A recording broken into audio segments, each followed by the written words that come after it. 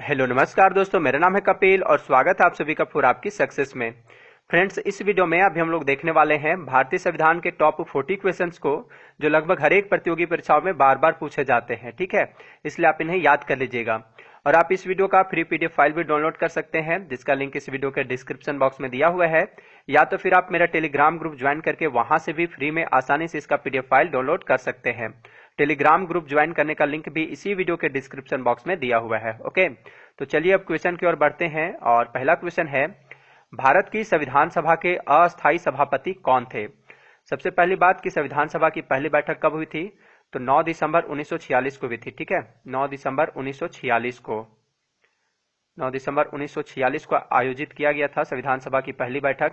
और इसी संविधान सभा के प्रथम बैठक में डॉक्टर सच्चिदानंद सिन्हा को अस्थायी सभापति यानी अध्यक्ष बनाया गया था। तो इसका राइट आंसर हो जाएगा ऑप्शन नंबर बी।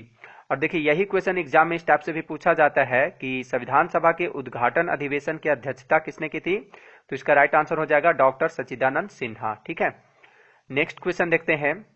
11 दिसंबर 1946 को किसे संविधान सभा का अस्थायी अध्यक्ष चुना गया था? देखिए, पहली बैठक हुई थी 9 दिसंबर 1946 को, जिसमें डॉक्टर सच्चिदानंद सिन्हा को अस्थायी अध्यक्ष बनाया गया था। ठीक है, अस्थायी अध्यक्ष।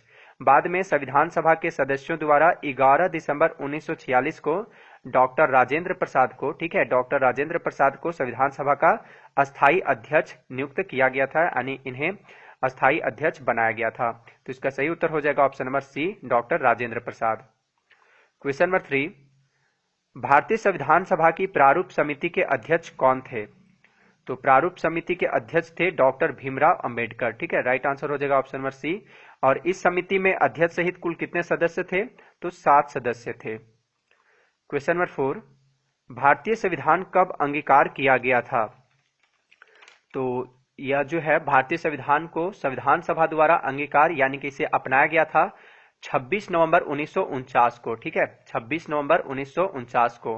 राइट आंसर हो जाएगा ऑप्शन नंबर डी, 26 नवंबर 1949। और इसे पूरी तरह लागू कब किया गया था? तो 26 जनवरी 1950 को। ठीक है, इसे संविधान सभा द्वारा एक्सेप्ट किया गया था 26 नवंबर 1949 को, और इसे पूरी तरह लागू किया गया था 26 जनवरी 1950 को। तो आप इसे भी याद रखिएगा, यह भी एग्जाम में क्वेश्चन पूछा जाता है। क्वेश्चन नंबर 5, निम्नलिखित में से किस तिथि को भारतीय संविधान लागू किया गया था? अभी अभी मैंने आपको बताया कि इसे स्वीकार किया गया था 26 नवंबर 1949 को और लागू किया गया था 26 जनवरी 1950 को। ठीक है, तो इसका सही उत्तर हो जाएगा ऑप्शन नंबर ए, 26 जनवरी 1950 को। ठीक है, एक इंपॉर्टेंट फैक्ट जो आपको याद रखना है, और वह है भारतीय संविधान बनने में कितना समय लगा था? तो 2 साल 11 महीना 18 दिन का समय लगा था। ठीक है, क्वेश्चन नंबर 6, भारत की संविधान सभा का संवैधानिक सलाहकार कौन था? तो भारतीय संविधान सभा का संवैधानिक सलाहकार था सर बी.एन. राव। तो इसका राइट आंसर हो जाएगा option number C, sir B N. Rau. Question number 7, संविधान के अनुच्छेद 1 में भारत को क्या कहा गया है?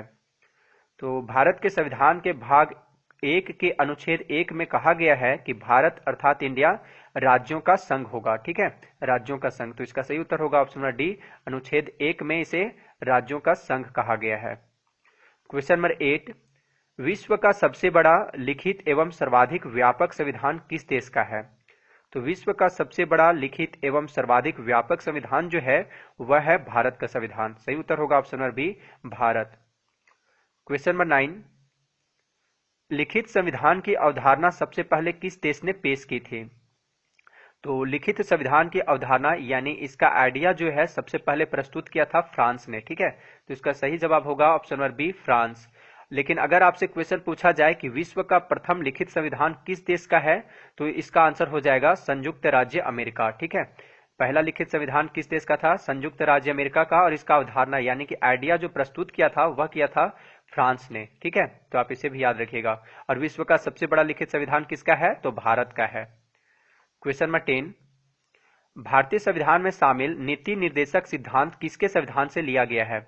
यह क्वेश्चन एग्जाम में कई बार पूछा जा चुका है कि नीति निर्देशक सिद्धांत किसके संविधान से यानी किस देश के संविधान से लिया गया है। तो भारतीय संविधान में शामिल राज्य के नीति निर्देशक सिद्धांत जो है यह लिया गया है आयरलैंड से। ठीक है, आयरलैंड के संविधान से। तो इसका सही आंसर होगा ऑप्शन नंबर डी, आयरलैंड के संविधान से। और इसका वर्णन संविधान के किस भाग में है? तो भाग 4 में अनुच्छेद 36 से लेकर 51 के बीच में, ठीक है। अनुच्छेद 36 से लेकर 51 तक है, ठीक है। और एक और बात कि इसे न्यायालय द्वारा लागू नहीं किया जा सकता है, यानी इसे वैधानिक शक्ति प्राप्त नहीं है। नीति निर्देशक सिद्धांत को न्यायालय द्वारा लागू नहीं किया जा सकता है और इसे यानी कह सकते हैं कि इसे वैधानिक शक्ति प्राप्त नहीं है। क्वेश्चन नंबर 11, भारतीय संविधान कैसा है? तो देखिए, भारतीय संविधान अंशतः कठोर तथा अंशतः लचीला है, ठीक है, दोनों है। तो इसका राइट आंसर हो जाएगा ऑप्शन नंबर डी, अंशतः कठोर और अंशतः लचीला। लचीला इस मायने में है क्योंकि इसके अधिकतर प्रावधानों को संसद द्वारा साधारण बहुमत से संशोधित किया जा सकता है, जबकि कठोर इस मायने में है क्योंकि इसके कुछ प्रावधानों को संशोधित करने के लिए विशेष प्रक्रिया अपनाई जाती है। इसलिए भारतीय संविधान अंशतः कठोर तथा अंशतः लचीला है। क्वेश्चन नंबर 12, स्वतंत्र भारत के प्रथम कानून मंत्री कौन थे? तो स्वतंत्र भारत के प्रथम कानून मंत्री कौन थे? वह थे डॉक्टर भीमराव अंबेडकर, ठीक है। सही आंसर होगा option number D. Jawaharlal Nehru जो थे यह भारत के पहले प्रधानमंत्री थे। वल्लभ भाई पटेल ये भारत के पहले गृह मंत्री थे तथा मौलाना अबुल कलाम आजाद जो हैं ये जो थे ये भारत के पहले शिक्षा मंत्री थे। क्वेश्चन नंबर 13, गीत जन गण मन को भारत के राष्ट्रगान के रूप में किस वर्ष स्वीकृत किया गया था? यह एग्जाम में कई बार क्वेश्चन पूछा जा चुका है, ठीक है। तो जन गण मन को 24 जनवरी 1950 को भारत के राष्ट्रगान के रूप में स्वीकृत किया गया था। तो इसका सही उत्तर होगा ऑप्शन नंबर सी, ठीक है, 1950 में। कब? 24 जनवरी 1950 को। और इसे सर्वप्रथम यानी कि पहली बार कब और कहां पे गाया गया था? तो इसे सबसे पहली बार यानी सर्वप्रथम गाया गया था 27 दिसंबर 1911 को, ठीक है, 27 दिसंबर 1911 को कांग्रेस के कलकत्ता अधिवेशन में, ठीक है। किस अधिवेशन में? कांग्रेस के कलकत्ता अधिवेशन में 27 दिसंबर 1911 को जन गण मन को पहली बार गाया गया था। और राष्ट्रगान को गाने में कितना समय लगता है? तो 52 सेकेंड का समय लगता है, ठीक है, 52 सेकेंड का। और अगर बात करें कि इसे अगर संक्षिप्त में गाने में कितना समय का समय लगता है, कितना सेकेंड का समय लगता है, तो संक्षिप्त में इसे गाने में 20 सेकेंड का समय लगता है। तो आप इन सभी बातों को याद रखिएगा। क्वेश्चन नंबर 14, निम्नलिखित में से किस अधिकार को डॉक्टर भीमराव अंबेडकर ने संविधान का हृदय और आत्मा कहा था? ठीक है, संविधान का हृदय और आत्मा कहा था। तो यह किसे कहा था? तो डॉक्टर भीमराव अंबेडकर ने संवैधानिक उपचारों के अधिकार जो है, ठीक है, संवैधानिक उपचारों का अधिकार, इसे संविधान का हृदय और आत्मा कहा था, ठीक है। तो इसका आंसर होगा ऑप्शन नंबर डी, संवैधानिक उपचारों का अधिकार को। और संवैधानिक उपचार का अधिकार अनुच्छेद 32 से 35 तक मौलिक अधिकार में ही शामिल है, ठीक है। क्वेश्चन नंबर 15, निम्न में कौन सा संशोधन अधिनियम मिनी संविधान माना जाता है? तो देखिए, 42वां संविधान संशोधन अधिनियम 1976 जो है, ठीक है, 42वां संविधान संशोधन अधिनियम 1976 है, इसे मिनी संविधान माना जाता है। ऐसा क्यों? क्योंकि ना इस संविधान संशोधन के तहत प्रस्तावना के साथ साथ संविधान के कई अनुच्छेदों में संशोधन किया गया था। जैसे संविधान की प्रस्तावना में समाजवादी, धर्मनिरपेक्ष एवं एकता और अखंडता आदि शब्द जोड़े गए थे। इसी संविधान संशोधन में 42वां संविधान संशोधन अधिनियम में ही ये सभी शब्द जोड़े गए थे, ठीक है। और मौलिक कर्तव्यों को भी जोड़ा गया था इसी संविधान संशोधन में। ऐसे बहुत सारे चीजों को जोड़ा गया था इस संशोधन में, इसलिए इसे मिनी संविधान माना जाता है। किसे? 42वां संविधान संशोधन अधिनियम 1976 को। क्वेश्चन नंबर 16, निम्न में से कौन सा मौलिक अधिकार नहीं है? तो यहाँ पे दिए गए ऑप्शन में संपत्ति का अधिकार को छोड़कर, ठीक है, संपत्ति का अधिकार को छोड़कर वर्तमान में ये सभी मौलिक अधिकार है। तो इसका आंसर होगा ऑप्शन नंबर बी, संपत्ति का अधिकार जो है यह मौलिक अधिकार नहीं है, ठीक है। और संपत्ति का अधिकार यह भी मौलिक अधिकार ही था पहले, लेकिन 44वां, ठीक है, 44वां संविधान संशोधन अधिनियम 1978 के तहत इसे मौलिक अधिकार से हटा दिया गया, ठीक है। वर्तमान में यह एक विधिक अधिकार यानी कि कानूनी अधिकार है और इसे संविधान के अनुच्छेद 300A में रखा गया है, 300A यानी 300 क में रखा गया है। क्वेश्चन नंबर 17, हमारे संविधान में न्यायिक पुनरावलोकन यानी कि जुडिशियल रिव्यू की अवधारणा किस देश के संविधान से ली गई है? तो हमारे संविधान में न्यायिक पुनरावलोकन यानी कि जुडिशियल रिव्यू की अवधारणा अमेरिकी संविधान से लिया गया है, ठीक है, यूनाइटेड स्टेट्स ऑफ अमेरिका के संविधान से। तो इसका राइट आंसर होगा ऑप्शन नंबर बी, यूएसए के संविधान से। नेक्स्ट क्वेश्चन देखते हैं, क्वेश्चन नंबर 18, भारतीय संविधान में मूलभूत अधिकार फंडामेंटल राइट्स किस संविधान से लिए गए थे? भारतीय संविधान में मूल अधिकार जो है इसे लिया गया है अमेरिकी संविधान से। ठीक है, तो इसका राइट आंसर होगा ऑप्शन नंबर ए, अमेरिकी संविधान से। मूल अधिकार को संविधान के किस भाग में रखा गया है? तो भाग 3 में। ठीक है, भाग 3 में रखा गया है। और स्टार्टिंग में यह टोटल जो थे यह 7 मौलिक अधिकार थे, लेकिन वर्तमान में अब ये कितने हैं? 6 हैं। और वह कौन कौन है? देखिए वह कौन कौन है। समानता का अधिकार है, स्वतंत्रता का अधिकार है, शोषण के विरुद्ध अधिकार है, धार्मिक स्वतंत्रता का अधिकार है, संस्कृति तथा शिक्षा संबंधी अधिकार है, संवैधानिक उपचारों का अधिकार है। ठीक है, वर्तमान में यही है। ठीक है, 6 मौलिक अधिकार अभी वर्तमान में है। और एक जो अधिकार था वह था संपत्ति का अधिकार, जिसे 44वां संविधान संशोधन अधिनियम 1978 के द्वारा इसे मौलिक अधिकार से हटा दिया गया था। ठीक है, चलिए अगला प्रश्न देखते हैं। किस संविधान संशोधन के अंतर्गत मौलिक कर्तव्यों को शामिल किया गया है? तो मौलिक कर्तव्यों को 42वां संविधान संशोधन 1976 के तहत भारतीय संविधान में शामिल किया गया था। तो इसका राइट आंसर होगा ऑप्शन नंबर बी, 42वां संशोधन 1976। और इसे संविधान के भाग 4 क में अनुच्छेद 51 क के तहत रखा गया। ठीक है, भाग 4 क में अनुच्छेद 51 क में रखा गया है। ठीक है, मौलिक कर्तव्यों को, तो आप इसे भी याद रखिएगा, यहां से भी एग्जाम में क्वेश्चन पूछा जाता है। और मौलिक कर्तव्य किस देश के संविधान से लिया गया है? तो यह लिया गया है रूस के संविधान से।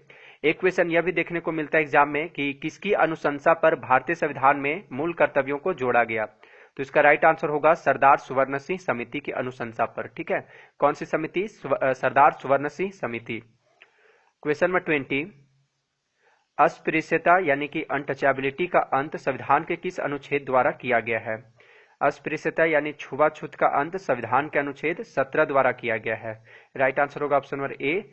और देखिए अनुच्छेद 24 जो है यह बच्चों के शोषण से संबंधित है, यानी कि इस अनुच्छेद के अनुसार 14 वर्ष से कम आयु वाले किसी बच्चे को कारखानों, खानों या अन्य किसी जोखिम भरे काम पर नियुक्त नहीं किया जा सकता है। और अनुच्छेद 19A जो है इसके अंतर्गत बोलने की स्वतंत्रता की गारंटी दी गई है। और प्रेस की स्वतंत्रता का वर्णन भी अनुच्छेद 19A में ही है। ठीक है, एग्जाम में क्वेश्चन पूछा जाता है कि भारतीय संविधान के किस अनुच्छेद में प्रेस की स्वतंत्रता दी गई है? तो इसका उत्तर हो जाएगा अनुच्छेद 19A। ठीक है, इसलिए आप इसे भी याद रखिएगा। क्वेश्चन नंबर 21, चतुर्थ स्तंभ शब्द का प्रयोग निम्न में से किसे इंगित करने के लिए होता है? यह भी एग्जाम में कई बार क्वेश्चन पूछा जा चुका है। तो देखिए चतुर्थ स्तंभ शब्द का प्रयोग प्रेस तथा समाचार पत्र के लिए किया जाता है। इसका राइट आंसर होगा ऑप्शन नंबर डी, प्रेस तथा समाचार पत्र। ठीक है, इसी के लिए यह शब्द मतलब प्रयोग में आता है। क्वेश्चन नंबर 22, भारतीय संविधान के किस अनुच्छेद में राज्य को ग्राम पंचायत के संगठन का निर्देश दिया गया है? देखिए भारतीय संविधान के भाग 4 में नीति निर्देशक तत्वों के अंतर्गत अनुच्छेद 40 में राज्य को ग्राम पंचायतों के संगठन का निर्देश दिया गया है। तो इसका राइट आंसर हो जाएगा ऑप्शन नंबर बी, अनुच्छेद 40। ठीक है, और ग्राम पंचायतों के संगठन जो है इसके लिए यह निर्देश किसे दिया गया है? तो राज्यों को दिया गया है। यहां से एक क्वेश्चन पूछा जाता है कि ग्राम पंचायत चुनाव कराने का निर्णय किसके द्वारा लिया जाता है? तो इसका आंसर हो जाएगा राज्य सरकार द्वारा। ठीक है, और ग्राम पंचायत की सदस्यता पाने के लिए यानी इसका चुनाव लड़ने के लिए न्यूनतम आयु कितनी होनी चाहिए? तो 21 वर्ष होनी चाहिए। ठीक है, लोकसभा और विधानसभा के लिए कितनी होनी चाहिए? 25 वर्ष, तथा राज्यसभा की सदस्यता के लिए न्यूनतम आयु कितनी होनी चाहिए? 30 वर्ष होनी चाहिए। क्वेश्चन नंबर 23, पंचायती राज की त्रिस्तरीय समिति का गठन किसके द्वारा किया गया था? तो पंचायती राज की त्रिस्तरीय समिति का गठन बलवंत राय मेहता समिति के द्वारा किया गया था। इसका राइट आंसर होगा ऑप्शन नंबर ए, बलवंत राय मेहता समिति के द्वारा। ठीक है, इस समिति के अनुशंसा पर है सो पंचायती राज की त्रिस्तरीय समिति का गठन किया गया था। और देखिए इस समिति की सिफारिशों के अनुसार ग्राम स्तर पर ग्राम पंचायत, ब्लॉक स्तर पर पंचायत समिति तथा जिला स्तर पर जिला परिषद का गठन किया गया था। क्वेश्चन नंबर 24, भारत के राष्ट्रपति के निर्वाचन के लिए न्यूनतम निर्धारित आयु कितनी है? तो भारत के राष्ट्रपति के चुनाव के लिए व्यक्ति की न्यूनतम आयु कितनी वर्ष होनी चाहिए? 35 वर्ष होनी चाहिए। इसका राइट आंसर होगा ऑप्शन नंबर डी, 35 वर्ष। और राष्ट्रपति के चुनाव का निर्णय कौन करता है? तो सर्वोच्च न्यायालय यानी सुप्रीम कोर्ट करता है। स्वतंत्र भारत के पहले राष्ट्रपति कौन थे? डॉक्टर राजेंद्र प्रसाद थे। और ये लगातार 2 बार राष्ट्रपति निर्वाचित होने वाले एकमात्र राष्ट्रपति हैं। ठीक है। भारत की पहली प्रथम महिला राष्ट्रपति कौन थी? तो प्रतिभा देवी सिंह पाटिल थी। ठीक है, तो आप इन सभी फैक्ट को याद रखिएगा। क्वेश्चन नंबर 25, निम्नलिखित में से वह व्यक्ति कौन था जिसे भारत के राष्ट्रपति के रूप में निर्विरोध चुना गया था? ठीक है, तो निर्विरोध चुने जाने वाले भारत के एकमात्र राष्ट्रपति हैं, वह हैं डॉक्टर नीलम संजीव रेड्डी। इसका राइट आंसर होगा ऑप्शन नंबर सी। ठीक है, यानी उस समय इनके अपोजिशन में कोई और उम्मीदवार नहीं खड़ा था। ठीक है, सिर्फ यही मतलब कि उम्मीदवार पद के लिए थे, राष्ट्रपति पद के लिए इन्हीं का नाम था। इनके अपोजिशन में कोई भी नहीं थे। ठीक है, तो निर्विरोध चुने जाने वाले डॉक्टर नीलम संजीव रेड्डी थे। क्वेश्चन नंबर 26, राष्ट्रपति को पद की शपथ कौन दिलाता है? तो राष्ट्रपति को पद की शपथ भारत के मुख्य न्यायाधीश दिलाते हैं। ठीक है, इसका राइट आंसर होगा भारत के मुख्य न्यायाधीश, और इनके अनुपस्थिति में उच्चतम न्यायालय में मौजूद वरिष्ठतम न्यायाधीश दिलाते हैं। क्वेश्चन नंबर 27, राष्ट्रपति अपना त्यागपत्र किसे सौंपता है? तो राष्ट्रपति अपना त्यागपत्र उपराष्ट्रपति को सौंपता है। ठीक है, उपराष्ट्रपति को। इसका राइट आंसर होगा ऑप्शन नंबर सी, तथा उपराष्ट्रपति जो है यह राष्ट्रपति को सौंपता है। एक और बात कि यदि राष्ट्रपति का पद खाली है तो उसे 6 महीने के अंदर भरना आवश्यक होता है। क्वेश्चन नंबर 28, किसी राज्य में राष्ट्रपति शासन का तात्पर्य है कि वह राज्य संचालित होता है। तो देखिए, जब किसी राज्य में संवैधानिक तंत्र विफल हो जाता है तो अनुच्छेद 356 के तहत, ठीक है, अनुच्छेद 356 के अंतर्गत वहां पर राष्ट्रपति शासन लागू होता है। और जब राष्ट्रपति शासन लागू हो जाता है तब उस राज्य के शासन का संचालन राज्य के राज्यपाल द्वारा किया जाता है। तो इसका सही उत्तर होगा ऑप्शन नंबर डी, राज्य के राज्यपाल द्वारा। क्वेश्चन नंबर 29, राज्यसभा में राष्ट्रपति द्वारा कितने सदस्य मनोनीत किए जाते हैं? तो राज्यसभा में राष्ट्रपति द्वारा कुल 12 सदस्य मनोनीत किए जाते हैं। ठीक है, इसका राइट आंसर होगा ऑप्शन नंबर बी, 12 सदस्य। तथा लोकसभा में 2 सदस्य होते हैं, दो सदस्य मनोनीत किए जाते हैं जो कि एंग्लो इंडियंस होते हैं। ठीक है, 2। तो अगर क्वेश्चन पूछा जाए कि लोकसभा में राष्ट्रपति द्वारा कितने सदस्य मनोनीत किए जाते हैं, तो 2 सदस्य मनोनीत किए जाते हैं, चुने जाते हैं। और ये दोनों कौन से क्या होते हैं? ये दोनों एंग्लो इंडियंस होते हैं। क्वेश्चन नंबर 30, राज्यसभा का अध्यक्ष कौन होता है? तो राज्यसभा का अध्यक्ष यानी कौन होता है? वह होता है उपराष्ट्रपति। इसका राइट आंसर होगा ऑप्शन नंबर डी, राज्यसभा का अध्यक्ष उपराष्ट्रपति होता है। और उपराष्ट्रपति का कार्यकाल कितने वर्ष का होता है? 5 वर्ष का होता है। राष्ट्रपति का भी 5 वर्ष का ही कार्यकाल होता है। उपराष्ट्रपति बनने के लिए न्यूनतम आयु कितनी वर्ष होनी चाहिए? तो 35 वर्ष होनी चाहिए। राष्ट्रपति के लिए भी 35 वर्ष और उपराष्ट्रपति के लिए भी 35 वर्ष होनी चाहिए। भारत के पहले उपराष्ट्रपति कौन थे? तो वह थे doctor Sarvepalli Radhakrishnan. Question number 31, संसद बनती है, या कह सकते हैं कि संसद में कौन कौन सा शामिल है? ठीक है, देखिए संसद जो बनती है राष्ट्रपति, राज्यसभा, लोकसभा, यानी कि इन तीनों से मिलकर बनती है। ठीक है, इसमें तीनों शामिल है, तो इसका राइट आंसर हो जाएगा ऑप्शन नंबर डी, उपरोक्त तीनों। क्वेश्चन नंबर 32, संसद के 2 सत्रों के बीच की अवधि कितने माह से अधिक नहीं होनी चाहिए? तो संसद के 2 सत्रों के बीच की अवधि 6 माह से अधिक नहीं होनी चाहिए। इसका राइट आंसर होगा ऑप्शन नंबर सी, 6 माह। ठीक है, वैसे भारत में एक वर्ष में 3 सत्र बुलाए जाते हैं। पहला होता है बजट सत्र, दूसरा मानसून सत्र, और तीसरा कौन सा होता है? शीतकालीन सत्र। ठीक है, क्वेश्चन नंबर 33, संविधान में कितने प्रकार के आपातकालों का प्रावधान है? तो देखिए हमारे संविधान में यानी भारतीय संविधान में कितने प्रकार के आपातकालों का प्रावधान है?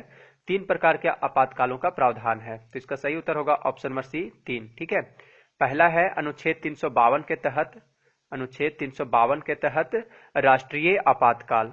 दूसरा हो गया 356 के तहत, 356 के तहत राज्य में राष्ट्रपति शासन। और तीसरा है अनुच्छेद 360 के तहत, अनुच्छेद 360 के तहत वित्तीय आपातकाल। ठीक है, ये 3 आपातकालों का उपबंध है हमारे भारतीय संविधान में। भारत में अब तक 3 बार राष्ट्रीय आपातकाल लग चुका है। पहला 1962 ईस्वी में भारत चीन युद्ध के बीच लगा था, दूसरा 1971 ईस्वी में भारत पाकिस्तान युद्ध के दौरान, और तीसरा 1975 ईस्वी में आपातकाल की घोषणा की गई थी। ठीक है, तीसरी बार आपातकाल की घोषणा देश में आंतरिक अशांति के आधार पर की गई थी। तो यह भी एग्जाम में कभी कभी क्वेश्चन पूछा जाता है कि 1971 ईस्वी में, सॉरी 1975 ईस्वी में जो तीसरी बार राष्ट्रीय आपातकाल की घोषणा की गई थी, तो किस आधार पर किया गया था? ठीक है, तो आंतरिक अशांति के आधार पर, आप इसे याद रखिएगा। क्वेश्चन नंबर 34, भारत में राष्ट्रपति अब तक कितनी बार वित्तीय आपात स्थिति की घोषणा कर चुके हैं? तो भारत में आज तक राष्ट्रपति द्वारा कभी भी वित्तीय आपातकाल घोषित नहीं किया गया है, तो इसका आंसर होगा कभी नहीं। ठीक है, option number D. Question number 35, कोई विधेयक धन विधेयक है या नहीं, इसका निर्णय कौन करता है? तो देखिए, कोई विधेयक धन विधेयक है या नहीं, इसका निर्णय कौन करता है? लोकसभा अध्यक्ष करता है। इसका राइट आंसर होगा ऑप्शन नंबर ए, लोकसभा अध्यक्ष। क्वेश्चन नंबर 36, लोकसभा के निर्वाचन के लिए न्यूनतम आयु है? तो लोकसभा का सदस्य बनने के लिए न्यूनतम आयु कितनी वर्ष होनी चाहिए? 25 वर्ष होनी चाहिए। इसका राइट आंसर होगा ऑप्शन नंबर डी, 25 ईयर्स। ठीक है, तथा राज्यसभा के लिए कितना वर्ष होना चाहिए? 30 वर्ष। क्वेश्चन नंबर 37, संविधान की प्रस्तावना में धर्मनिरपेक्ष तथा समाजवादी शब्द किस संविधान संशोधन के अंतर्गत जोड़ा गया था? तो संविधान की प्रस्तावना में धर्मनिरपेक्ष तथा समाजवादी शब्द तथा एकता और अखंडता आदि शब्द जो जोड़ा गया था, यह जोड़ा गया था 42वां संशोधन 1976 में जोड़ा गया था। तो इसका सही उत्तर होगा ऑप्शन नंबर बी, 42वां संशोधन। ठीक है, 42वां संशोधन 1976 में। क्वेश्चन नंबर 38, लोकसभा के प्रथम अध्यक्ष कौन थे? तो लोकसभा के पहले अध्यक्ष थे जीवी मावलंकर। राइट आंसर होगा ऑप्शन नंबर ए, जीवी मावलंकर। ठीक है, तथा प्रथम महिला लोकसभा अध्यक्ष कौन थी? तो वह थी मीरा कुमार। क्वेश्चन नंबर 39, भाषा के आधार पर गठित पहला राज्य कौन है? तो भाषा के आधार पर गठित होने वाला भारत का पहला राज्य कौन था? वह था आंध्र प्रदेश। राइट आंसर होगा option number B, Andhra Pradesh. इसका गठन कब किया गया था? 1 अक्टूबर 1953 ईस्वी को। ठीक है, क्वेश्चन नंबर 40, और यह इस वीडियो का लास्ट क्वेश्चन है। संविधान के किस अनुच्छेद के अंतर्गत जम्मू कश्मीर को विशेष राज्य का दर्जा दिया गया है? तो देखिए, अनुच्छेद 370 के तहत। ठीक है, इसका आंसर होगा ऑप्शन नंबर बी, अनुच्छेद 370 के तहत जम्मू कश्मीर राज्य को विशेष राज्य का दर्जा दिया गया है।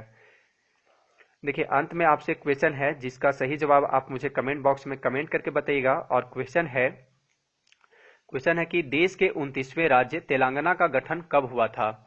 1 अक्टूबर 2014 को, 2 जून 2014 को, 2 जुलाई 2014 को, 1 अगस्त 2014 को। ठीक है, आप इसका जवाब कमेंट बॉक्स में मुझे बताइएगा। और अगर वीडियो अच्छा लगा हो तो लाइक तथा शेयर जरूर कीजिएगा। वीडियो देखने के लिए धन्यवाद।